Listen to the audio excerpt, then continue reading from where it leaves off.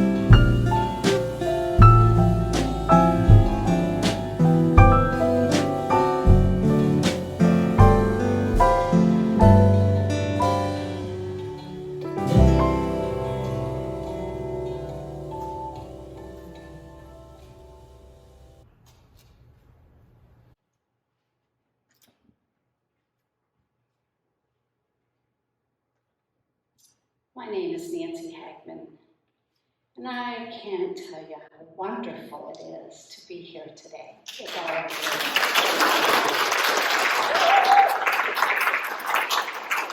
It is so exciting and so beautiful to know that we can come back together again. And it may be for 1 week, it may be for 1 month, it may be for 6 months. But whatever it is, the community has been established over a long period of time, and we have not lost who we are in connection. And I welcome you physically to this community today. Also, let me let you know that your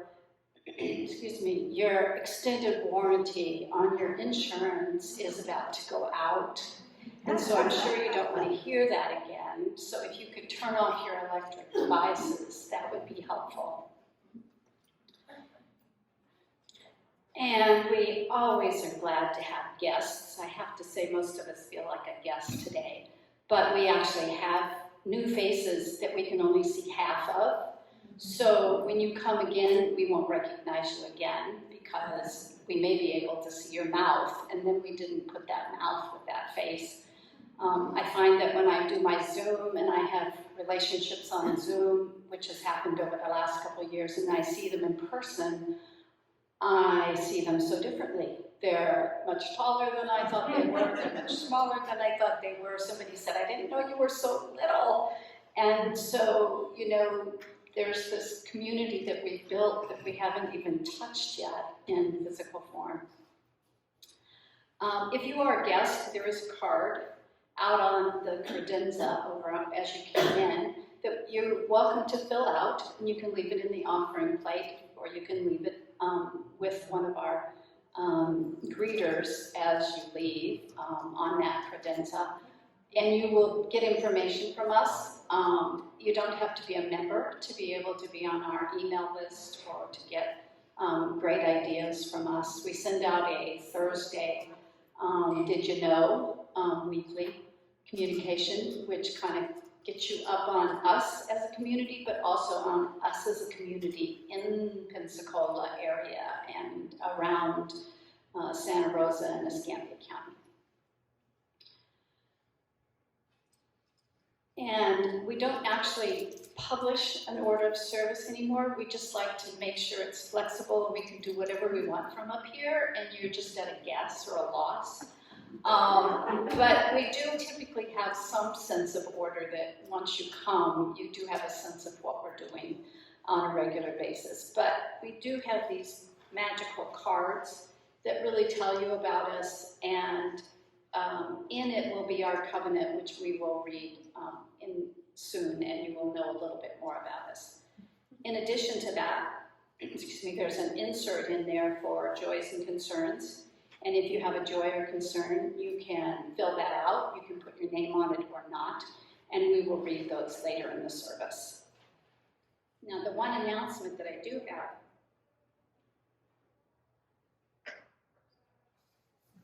is that next week, we may have another announcement, but next week we will come in costume. So if you think you've been in costume with a mask for a year and a half, now you can wear the rest of your costume to our costume time. So as adults, sometimes we greet kids at the door in some sort of costume, and we're going to greet each other in costume because it is actually Halloween. It was wonderful. I saw a bunch of kids here today, and they will be here next time. We will be masked, but wear something that represents you in some fashion, and it can be a hat, or it can be an article of clothing, or it can be a pen, it can be whatever you want. But we will be talking about the impact of Halloween and how it has evolved over the years, which is really interesting how the ghost stories have evolved and some of the meanings of Halloween. Where did it come out of?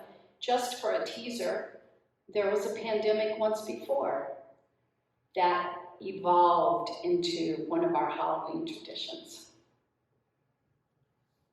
So what will COVID do now for Halloween?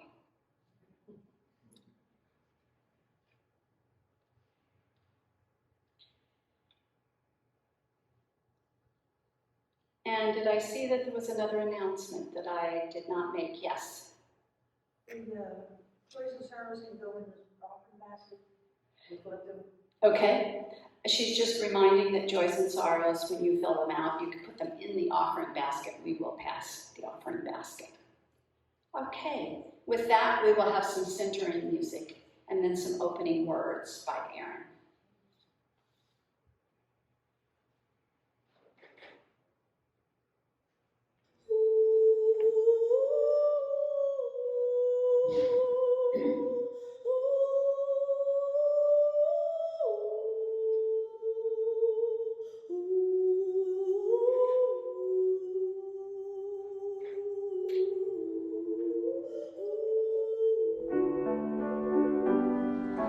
Amen.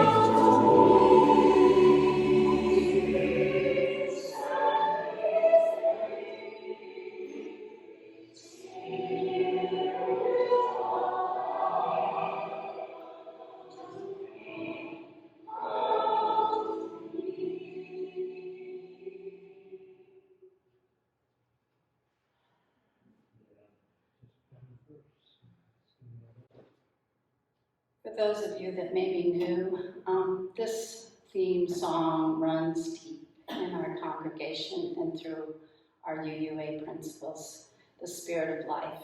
And it was written by a longtime member of the UUA and Unitarian Universalists. It's very reflective of how we feel, and perhaps it's the stream of what has helped us through this pandemic. And I'd also like to introduce Erin Renfroe. Some of you know her well, others may not know her as well. She is our speaker today. I can't say she's a guest, except this podium hasn't been used for so long. She's guest to this podium.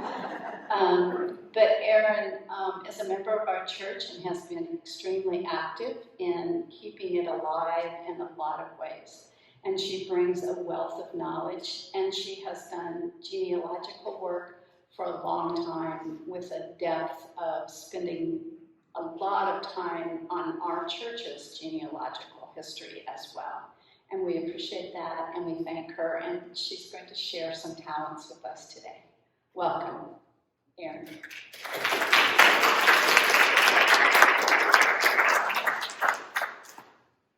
Thank you, Nancy. That was very nice. And about the hymn, first of all, I'm sorry for throwing everyone off by picking a version that had the first verse in Spanish. I know we were not all ready for that. And I have been told that it is not wise to sing as a group yet, but when it is, we owe each other a rousing round of Enter, Rejoice, and Come In, because that's really what I wanted.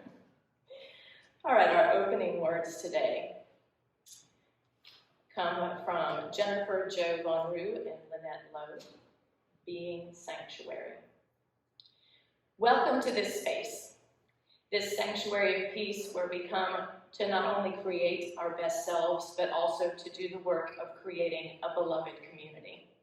We come together today as individuals, much like individual pieces of glass or pottery that are different shapes, sizes, and colors, all of which are broken with imperfect, jagged edges, but always beautiful.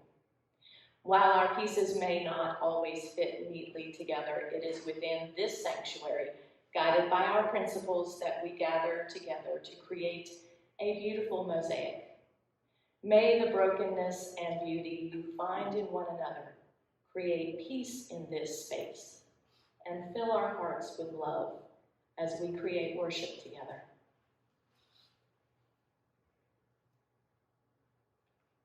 And we'll now light our chalice.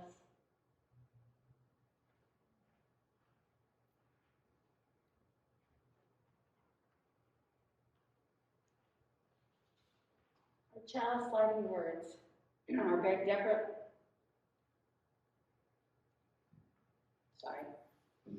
Our chalice lighting words are by Deborah Burrell. She's a member of the UU Church of Birmingham, Alabama. It's called A Flame to Light Our Path. Fire consumes and casts a bright light. May our chalice flame consume our regrets for the past, our fears about the future, and our worries about today. May it light for us a path of joy and peace.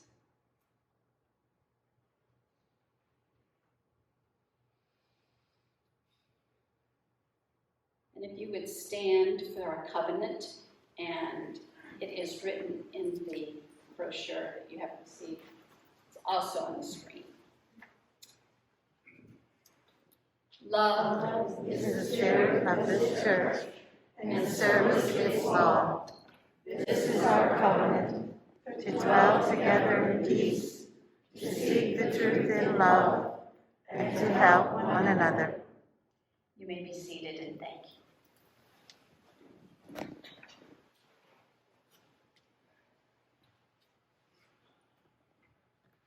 Our church is supported solely by the donations of its members and friends.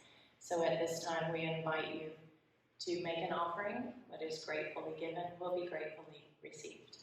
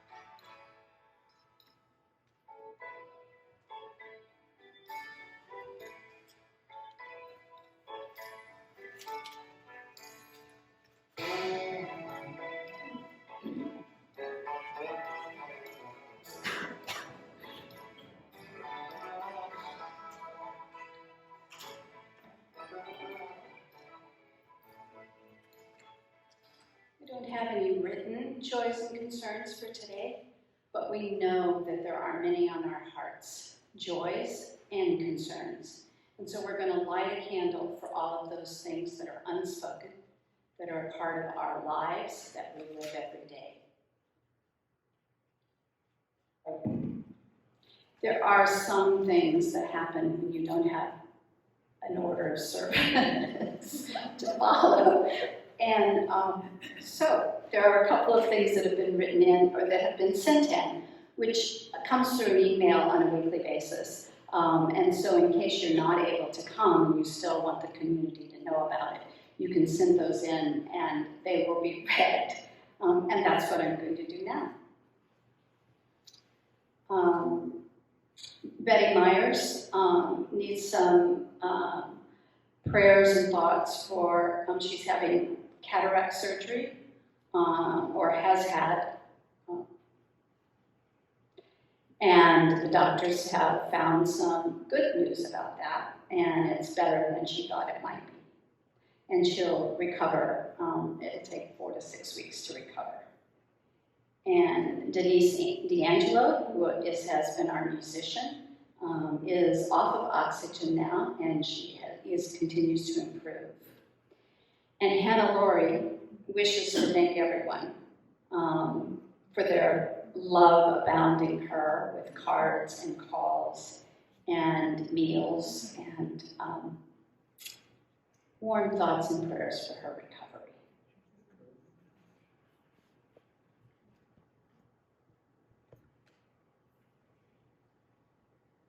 And then those that are on our hearts, unspoken. Thank you.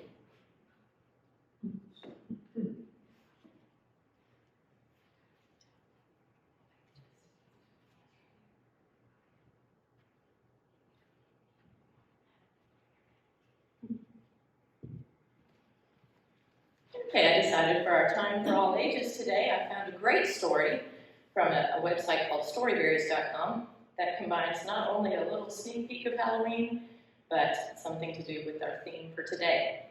And it is called The Jack-O-Lantern. The twins were sitting at the kitchen table with Grandpa, cutting out their pumpkin faces for Halloween, each of them trying to be just a bit different. Lizzie did a funny face, Denny tried a scary face, and Grandpa trying out something new. "Be careful with those sharp knives," Grandpa said for the millionth time. "We are being careful, promise." Lizzie looked up. "Why do we make scary pumpkin faces for Halloween anyway?" she asked. "Yeah," Denny frowned. "Why pumpkins? Why scary faces and tea lights? I bet you don't know." Grandpa laughed. "As it happens, I do know. It's an old Irish tradition. A lot of Irish people came to America and they brought the jack-o'-lantern tradition with them." "Jack-o'-lantern," Lizzie laughed. "Was he a pumpkin salesman?" "No," Grandpa laughed too. "He was a pretty creepy man who tricked the devil. At least, that's how the story goes." "And you are now going to tell us," Denny laughed. "Of course. Let's see if I can remember it right." Everybody called Jack Stingy Jack because he liked to drink a lot, and he didn't like to pay for his drinks at the inns of old Ireland. He always tried to get somebody else to pay. "Stingy?" Lizzie asked. "Stingy means tight-fisted, mean, or miserly." Lizzie nodded and the story continued. "Well, one night on the 31st of October, as it happened, the devil came for Jack. But Jack was drinking his last drink, and he certainly didn't want to pay. So he asked the devil to pay for his very last drink. But the devil didn't have any cash, so he quickly changed himself into a coin to pay for the drink. Quick as a flash, Jack grabbed the coin and stuck into his leather money purse. The devil was imprisoned, and Jack wouldn't let him out. There was a tiny cross in the purse, and this made the devil weak. Jack kept the devil a prisoner until the devil promised to leave Jack alone for another year. The next year, on the 31st of October, the devil came again, and this time Jack tried another trick. He asked him to pick the very last apple from a nearby old tree. as Jack's last meal. The devil agreed, but after he had climbed the tree to reach the apple, Jack was quick again. He placed his little cross onto the tree so that the devil couldn't climb down again. Well, the devil now had to promise to leave Jack alone forever, and he did. And that's the end of the story, the children asked. Not quite, Grandpa said. Jack died many years later, a very old man. But when he went up to heaven, nobody opened the door for him. They told him that he had spent his life tricking people. So he went downward instead, expecting a big welcome there, but nobody wanted him there either. And then what happened, Lizzie asks, and where are the pumpkins? Well, the devil took pity on Jack and handed him a hot, glowing piece of coal and a turnip. Jack put the hot coal inside the turnip to keep him warm, and then he wandered from place to place forevermore. A turnip, Denny asked. Yes, said Grandpa. In Ireland, they used to use turnips, but later, in America, the pumpkin was used, and it isn't a hot coal now, but a candle or a tea light. Is that why we say trick or treat? Because of Jack's tricking people? But before Grandpa could answer, Mom came to pick up the children. Wow, what fantastic pumpkins. I love the big one with the moon eyes, said Mom. Who made that one? Grandpa, they both said together. He tricked us.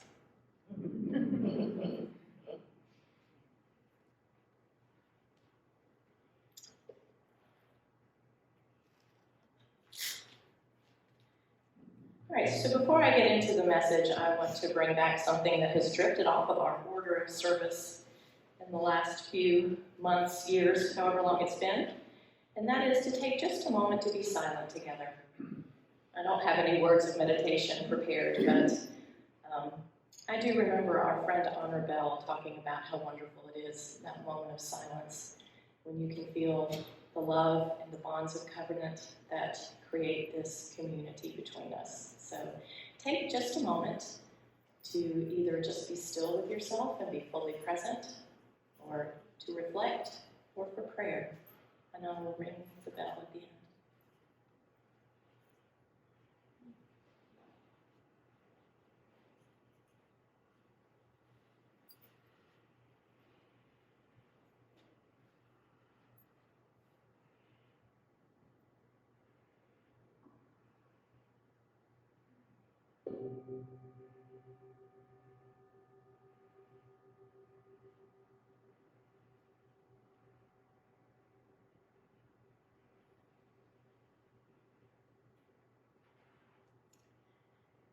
So my talk is about how to be a good ancestor.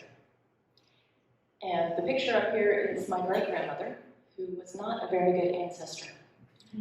Her last name was Montoni, but somewhere in her 40s, she decided that she was better than Montoni. Her name was really Montague, and people had just been mispronouncing it for years. So me and a cousin nearly tore our hair out trying to figure out what was going on with her maiden name. Don't do that to your children. Don't suddenly decide your name is different than it's been. So I volunteer at the West Florida Genealogical Library. And for the most part, serious family researchers tend to be older simply because once the genealogy bug bites you, it's a full-time job. Only retirees have time to do it. But for every grandfather I hear bemoaning the fact that he's doing all this work and he doesn't have anyone in his family who is younger generation who will want it or appreciate it. There is a young person who comes in eager to learn about their family, but who has a hard time getting started because mom never talks about the family. Or the middle-aged person who has a grandchild just old enough to start asking questions, but I was never interested in that stuff, and now my parents are gone and I can't ask them. So how to avoid this? First, start them young. I always mark the beginning of my true love of genealogy from my 8th grade social studies teacher who gave us a family history assignment. And I mean, I fell hard for this stuff. If you ever wanted all the super nerds all in one place, that was where to find it. But I think one of the reasons that genealogy clicked with me was because the foundation had been laid much earlier. For me, just a general interest in family history came from 2 points of connection. The first one, Little House on the Prairie. I watched the TV show and I devoured the books. But it all seemed very olden days and far away until my mother reminded me that her grandmother had been alive at the same time as Laura Ingalls. And that was really cool to me, and it helped me connect to this seemingly fantasy land of Laura Ingalls Wilder in a way that was very personal. I knew someone who lived back then. The second point of connection was, unsurprisingly, for anyone who knows me very well, food. My mother was pretty strict about sweets when I was growing up, but we did get the occasional batch of homemade chocolate chip cookies. And sometimes I got disturbed, and that's when my mother would tell me stories about her childhood and the cookies her mother would make for her when she came home from school, which I didn't think was fair because we certainly did not get cookies before dinner.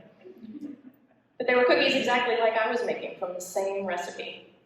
And it was a little difficult for me to imagine my mother not being a grown-up, but it planted the seed of thinking of my mother as a whole person with a childhood and her own family. So connections like this are pretty easy to work into your family's day-to-day.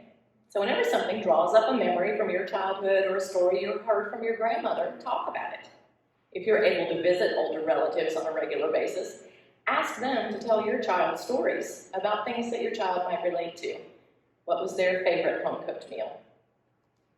Did their brother or sister drive them crazy?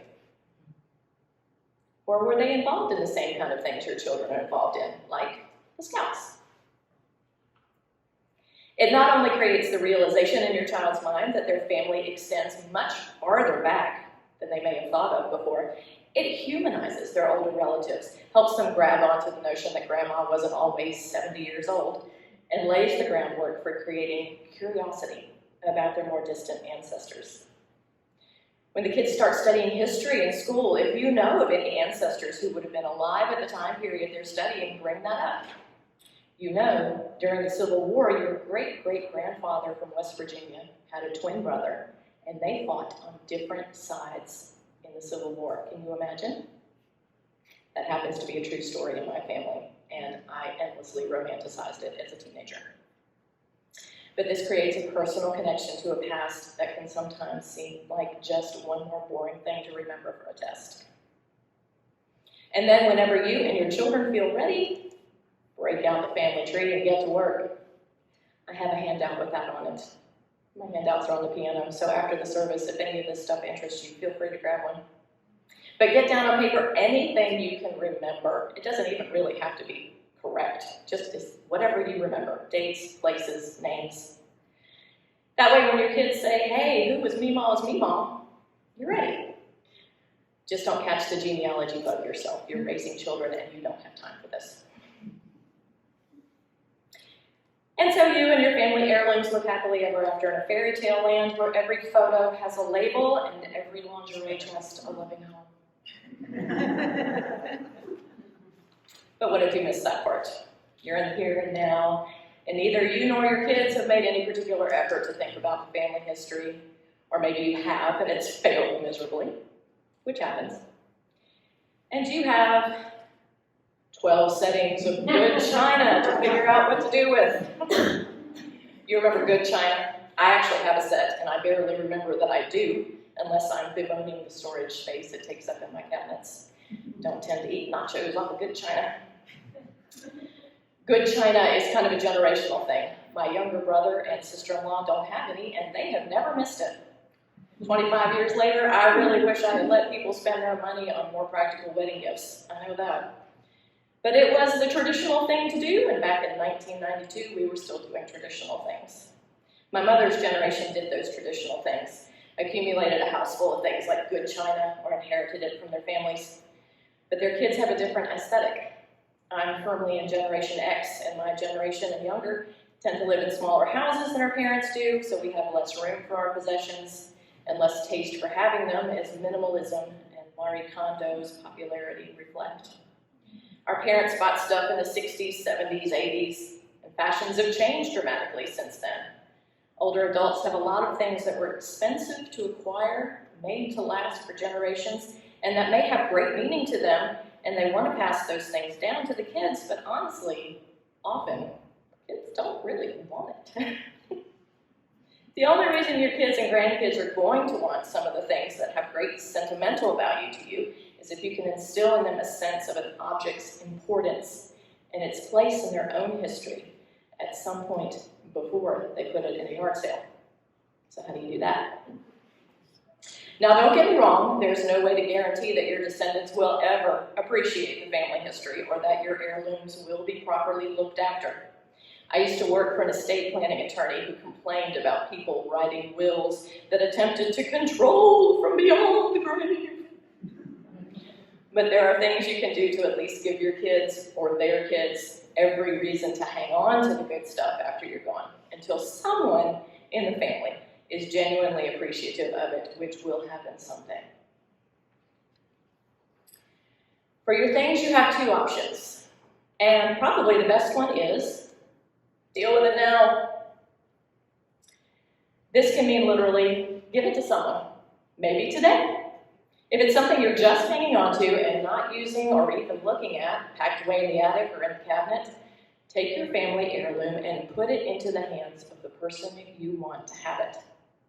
The pros: you can tell the object's story while that person is holding it, which imbues it not just with its value as an heirloom and as something you've cherished, but with the memory of having been given the gift.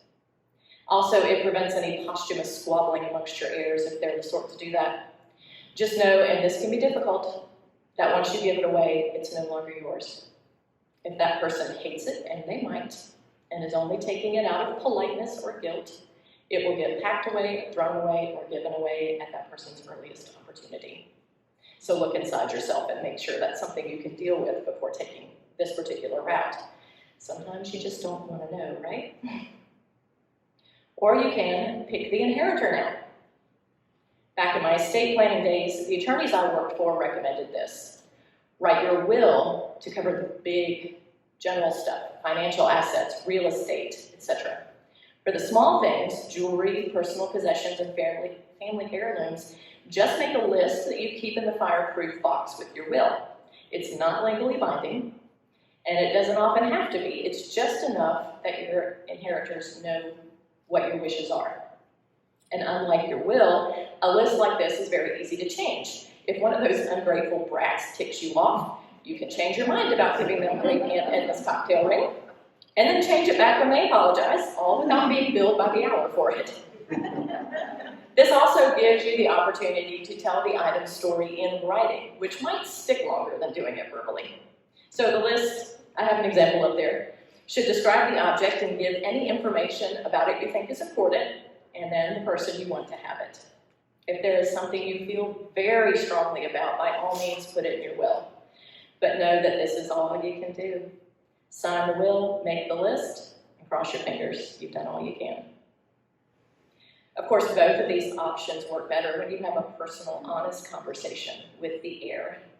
Whatever item you have in mind, and whenever you're planning on giving it to them, now or upon your death, sit down with the person and ask them if they want it to be theirs, with no judgment about their answer. It's so much better to know now that Jimmy doesn't want his grandfather's pocket knife collection, no matter how much he loved his grandfather or how much the collection is worth. And as disappointing as that might be, you can then get to make a decision about what else you might want to do with it.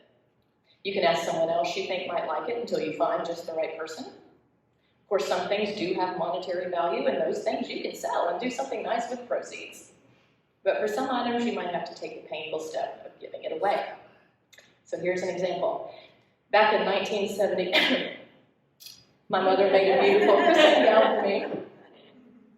She handmade that out of Swiss batiste fabric, hand smocking, the works. 4 years later, my little brother was christened in it.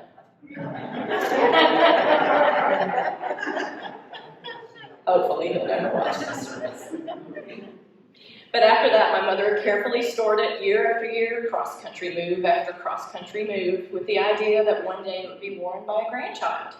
Well, you all know I didn't bother to reproduce, And while my brother did, he joined a family that was decidedly not Episcopalian, and which had no use for christening gowns.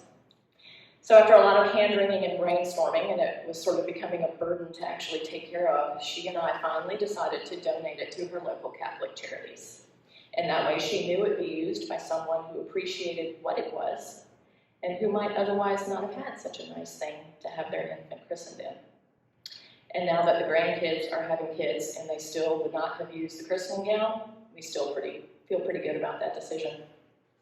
But you don't have to give it to strangers. When I was 16 years old, my mother gave me my grandmother's engagement ring. I put it in my jewelry box to keep it safe, and there it stayed for 30 years. I finally opened up my jewelry box and saw it and thought, this is ridiculous. When my husband asked me to marry him, he gave me his grandmother's engagement ring. And it's a tiny thing. I was never going to wear it. So I called up my older cousin, who lived near my grandmother and knew her and loved her dearly, and who had 2 teenage boys. And I asked her if she wanted Nana's ring. And she was absolutely thrilled to have it. So I put it in the FedEx box and sent it to her, and now it is being happily used by a member of the family who knew my grandmother and knew what the ring meant. And it is not wasting away in my jewelry box until I die, and my nieces don't know what to do with it and sell it. But it may be that you don't want to take action now. Maybe you have room to store things in the hope that after you go on to your great reward, someone is going to want your treasures, either because they've had a change of heart about that whole being interested in family stuff, or because they have children and want to keep it for them. In that case, your strategy is option 2. Deal with it later. Identify and organize. So identify your heirlooms. I have several pieces of furniture made by grandfathers and my dad, and some of them still look great, some of them don't. I'm enjoying using them myself for now, but when I go to the great genealogy library in the sky, and my nieces and nephews are disposing of my property, I want them to have the opportunity to make an informed decision about what to do with it. If it's a piece of junk by them, they might not take the time to look more closely at it before chucking it. So I've used painter's tape, and I attach index cards to them to identify who made them and when, and anything else I know about it. That way, if they don't want it, they're at least not tossing the stuff out of ignorance. So, papers and ephemera. When my great aunt died, my mother and my aunt had 2 days to get her house cleaned up and ready for the estate sale. 2 days to go through 80 years of her stuff. My mother knew I would be interested in anything to do with family history, so anytime she came across something like that, she chucked it into a box.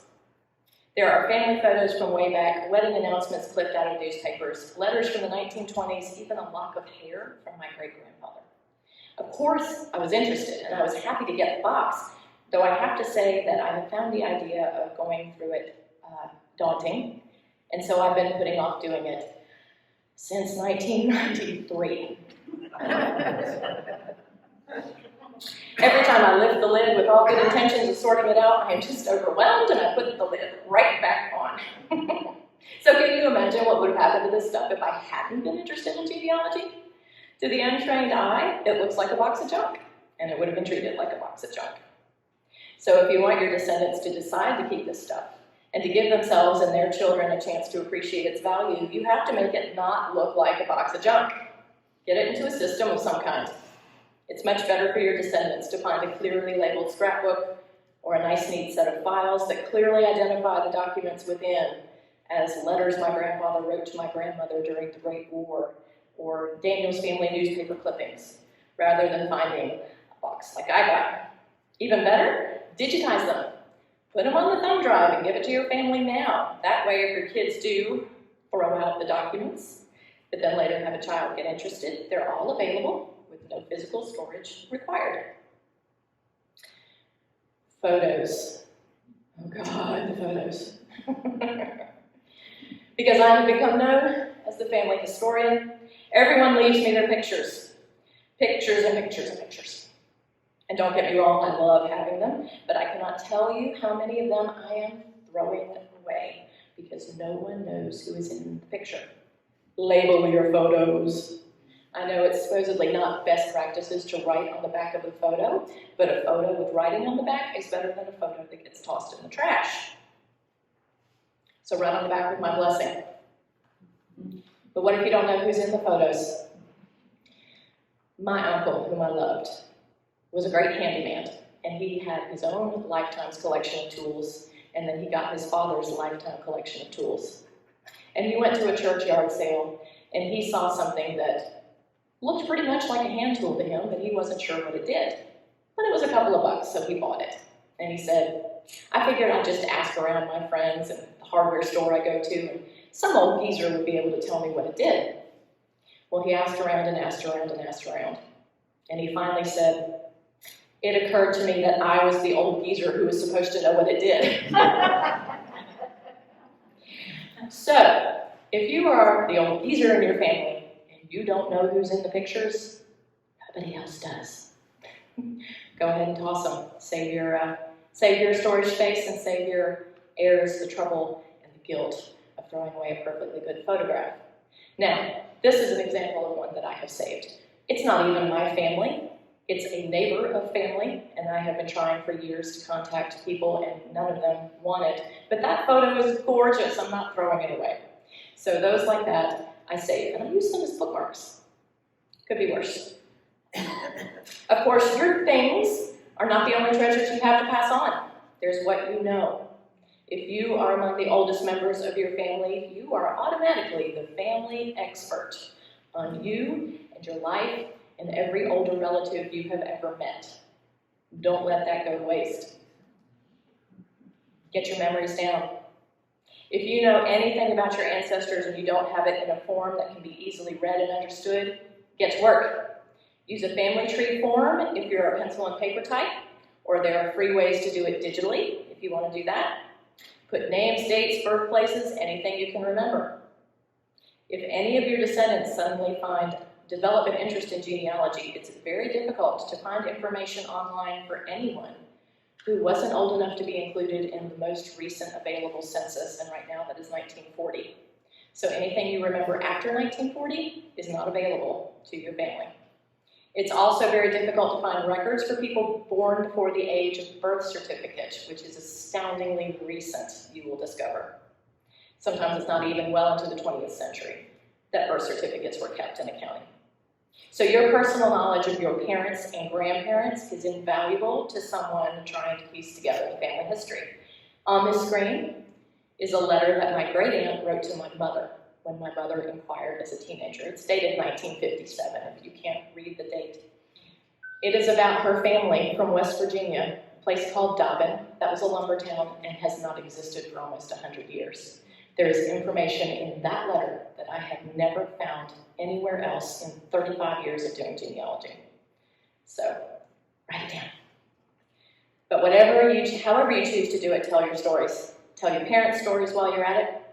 Whenever I get the chance, I love to hand my mother a glass of wine, turn on my cell phone recording app, and let her talk. I've gotten such great information about what my grandfather did for a living in the 1940s. She told me stories about how the women in her extended family used to get together during the summer and buy fruit and vegetables from the door-to-door peddlers, and then they would can it, spend weeks doing that. She told me how she and my dad met, which you're never going to find on Ancestry.com. And believe me, that's one of the enduring mysteries of any ancestor I find. How did these two get together? So, however you like to record information, typing it on the computer, writing it in a journal, dictating it to a voice memo, making a video, just do it. Make it a new hobby to get your stories into a usable form. And don't think your life isn't exciting enough to write down.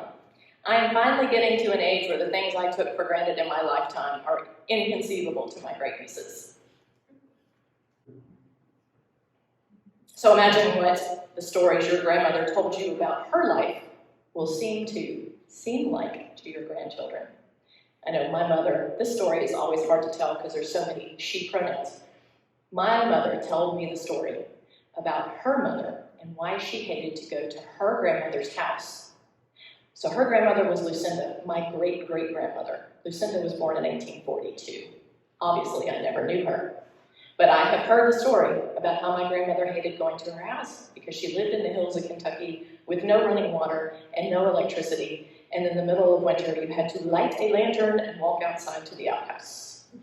And she hated it because she was scared of the dark. So how else would I have heard that story, except that my mother passed it down to me? So on the handouts are some places you can get prompts if you have trouble getting your thoughts together and getting started. There is no substitute for first-person accounts. And if your kids don't care now, someday they will, I promise. Someday your memories and your stories will be treasures to them. So treat them that way.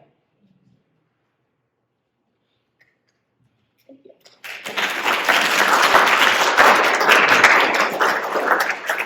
And I always love the old UU tradition of talk back, so if anyone has any questions, I'd be happy to answer them.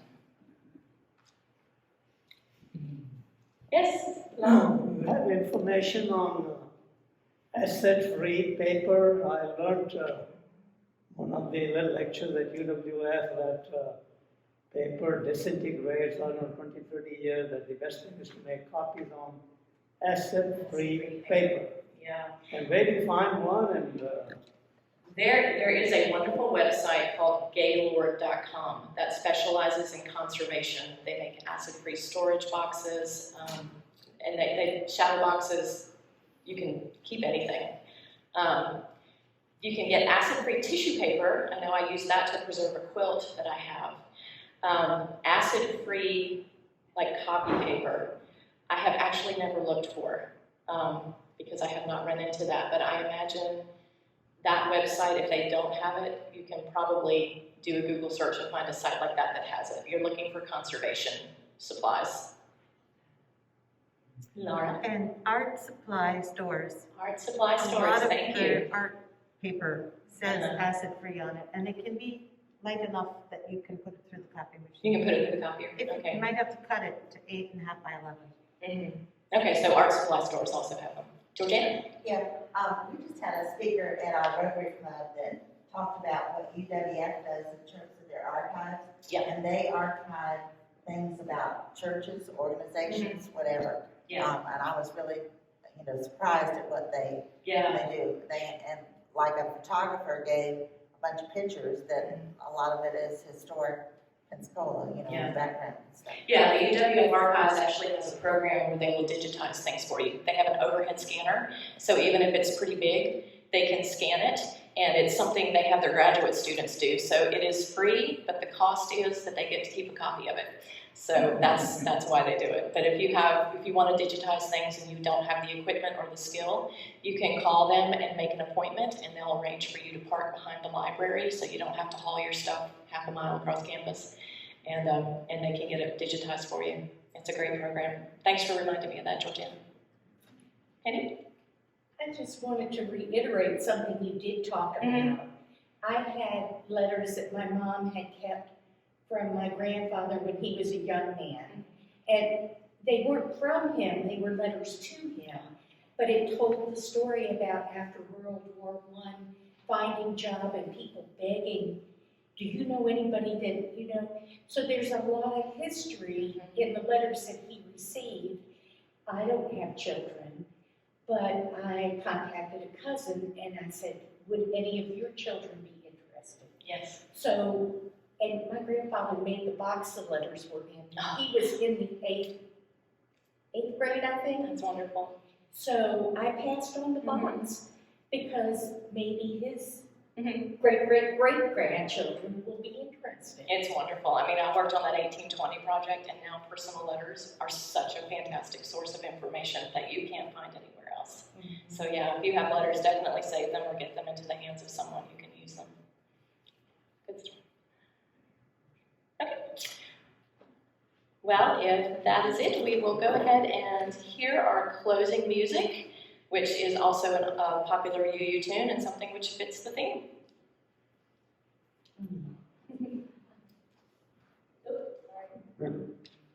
For each child that's born, a morning star rises and sings to the universe who we are. For each child that's born, a morning star rises and sings to the universe who we are. Oh, for each child that's born, a morning star rises and sings to the universe who we are. Oh, for each child that's born, a morning star rises and sings to the universe who we are.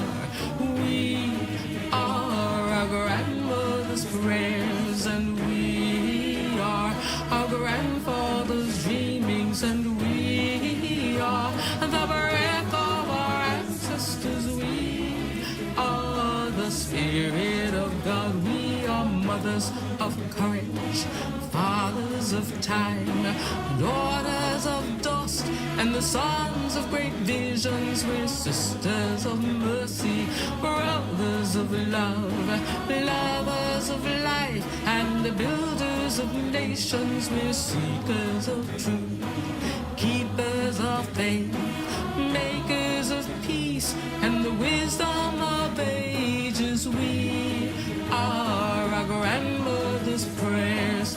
We are our grandfather's dreamings, and we are the breath of our ancestors. We are the Spirit of God. We are mothers of courage, fathers of time, daughters of dust, and the sons of great visions. We're sisters of mercy, brothers of love, lovers of life, and the builders of nations. We're seekers of truth and keepers of faith.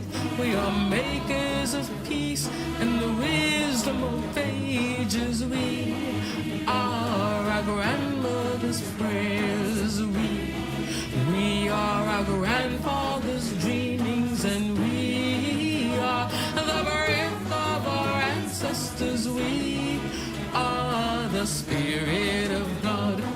We are our grandmother's prayers, and we are our grandfather's dreamings. We are the breath of our ancestors. We are the Spirit of God. For each child that's born, a morning star rises and sings to the universe who we are. For each child that's born, a morning star rises and sings to the universe who we are. We are one.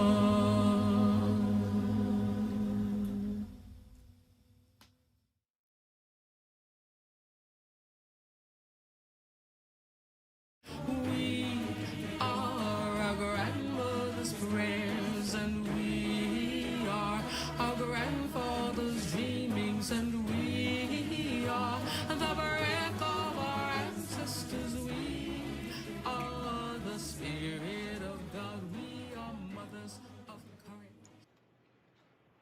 Our closing words are anonymous. They come from a website called genealogyfix.com. It's called Strangers in the Box. Come, look with me inside this drawer. In this box I've often seen. At the pictures, black and white, faces proud, still, serene. I wish I knew the people, these strangers in the box. Their names and all their memories are lost among my socks. I wonder what their lives were like. How did they spend their days? What about their special times? I'll never know their ways. If only someone had taken time to tell who, what, where, and when, the faces of my heritage would come to life again. Could this become the fate of the pictures we take today? The faces and the memories someday to be passed away. Make time to save your stories. Seize the opportunity when it knocks. Or someday you and yours could be the strangers in the box. It was wonderful to see everyone again. Thank you so much for coming today.